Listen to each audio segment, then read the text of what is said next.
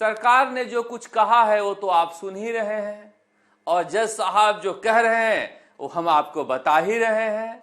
और फैसला पता नहीं क्या होगा, हमें तो समझ में नहीं आता है कि जज साहब जो कुछ कहते हैं वो इतना कन्विंस हो चुके हैं, फिर भी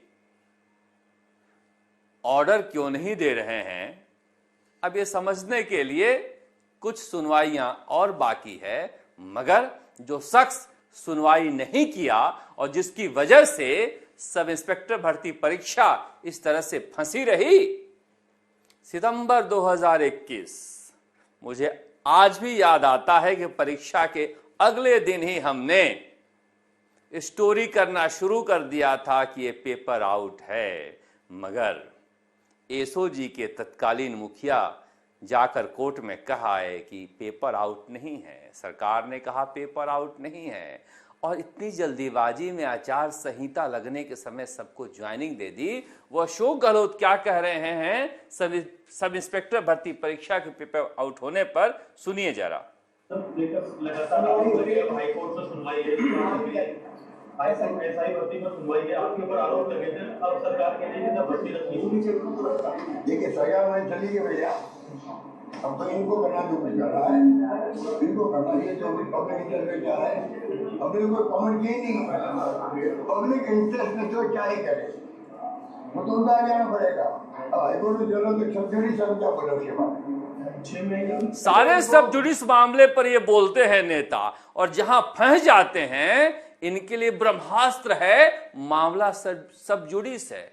इससे पहले अशोक गहलोत जी ने किसी भी सब जुडिस मामले पर आज तक कुछ भी नहीं कहा है।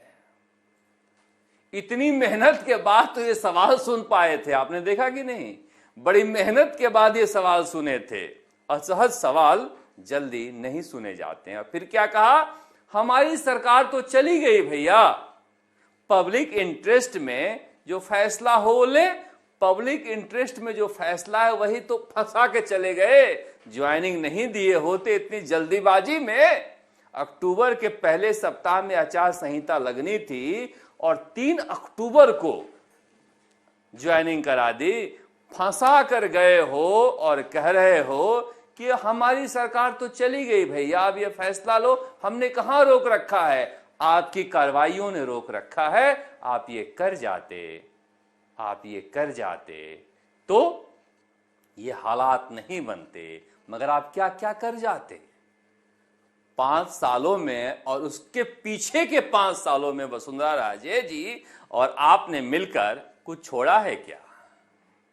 अब ये 10-15 सालों के सरकारी नौकरियों में आई हुई प्रतिभाएं राजस्थान को कितना नुकसान पहुंचाएगी, इसकी कल्पना आप नहीं कर सकते हैं।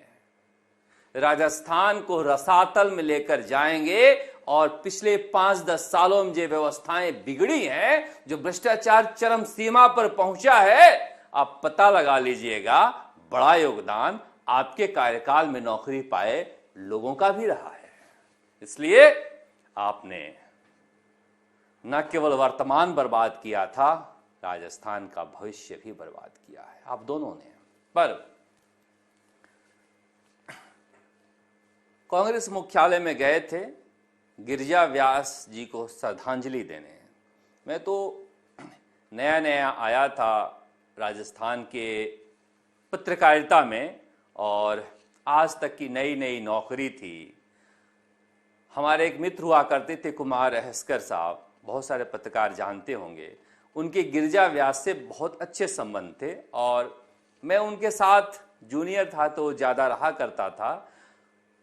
गिरिजा व्यास जी के पास मैं बैठा रहता था, और गिरिजा व्यास जी खून के आंसू रोती थीं प्रदेश अध्यक्ष रहते हुए अशोक गहलोत के कार्यकाल में।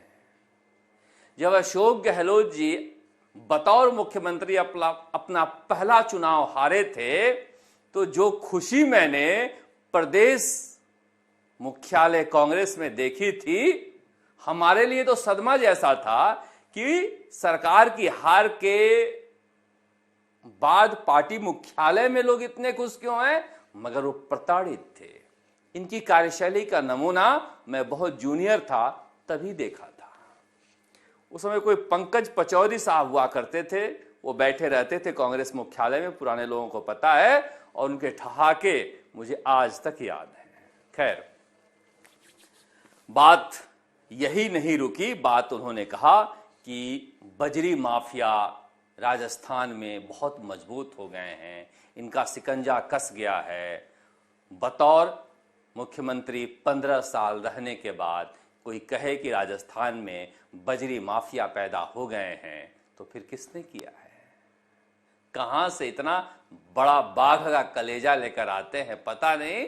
पर एक बात उन्होंने कही कि हम चाहते हैं कि भजनलाल शर्मा, पंडित भजनलाल शर्मा पूरे 5 साल पूरा करें और जनता के काम करते रहें, ध्यान रखें, दौरा करें, अच्छी बात है, लोगों का ख्याल भी रखें, मगर परिवारवाद को नहीं पनपाएं, परिवारवाद को नहीं पनपाएं। अब परिवारवाद को नहीं पनपाएं, ये सुनने के बाद तो मुझे ऐसे लगा कि कैसे त्रिस्तरीय सुरक्षा में वैभव गहलोत जी राजस्थान क्रिकेट एसोसिएशन के माननीय अध्यक्ष चुने गए थे। रामेश्वर डूडी जी क्या पता अब तक सेहतमंद होके राजनीति में सक्रिय रहते। उस दिन जिस तरह से पुलिस उनके साथ व्यवहार कर रही थी, वो दृश्य आंखों के सामने अब भी नामुदार हो जाते हैं। पर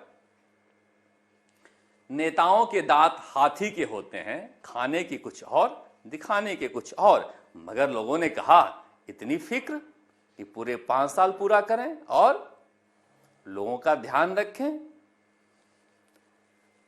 ये आरोप हनुमान बेनीवाल लगाते ही रहते हैं कि कांग्रेस और बीजेपी दोनों एक ही पार्टी है, दोनों में बड़ा अंतर नहीं है। ये सत्ता का रूपांतरण होता है, सत्ता का हस्तांतरण होता है, ये सत्ता का परिवर्तन नहीं होता है। जो स्वरूप हमने वहां देखा कमोबेश वैसा ही स्वरूप रूपांतरण के साथ इस सरकार का भी दिखता है, इस पार्टी की भी दिखती है। इसलिए हनुमान बेनीवाल ये आरोप एक तरह से कहें तो सही लगाते हैं। सुनिए एक बार। भी मैं कहना चाहूंगा, अभी 1.5 साल वायु बने हुए, 5 साल राज करो भाई, कौन हो गया आपको? हमें तो आप छूट सकते हो। आप पंडित भजनलाल है, हम सबको छूट करते हैं, हम क्यों निगरानी करेंगे? हम चाहेंगे कि अच्छा शासन करें और फिर तो वो जानेंगे काम जाए। मैंने कहा ना, मैंने पहले भी कहा था कि भजनलाल शर्मा की सरकार में अशोक गहलोत की खूब चल रही है, एक भी जांच नहीं हो पाई। पता है, जो मंत्रिमंडलीय कमेटी बनी थी पिछले सरकार के कारनामों की जांच के लिए, उन्होंने आज तक कोई जांच नहीं किया और अब कमेटी का कार्यकाल 2 महीने और बढ़ा दिया गया है। ये बढ़ता चला जाएगा और फिर चुनाव हो जाएंगे, क्योंकि इन्होंने कहा ना कि भजनलाल शर्मा हमें सूट करते हैं। पता नहीं कांग्रेस को करते हैं या नहीं करते हैं, पर खूब चल रही है, पौबारा हो रही है।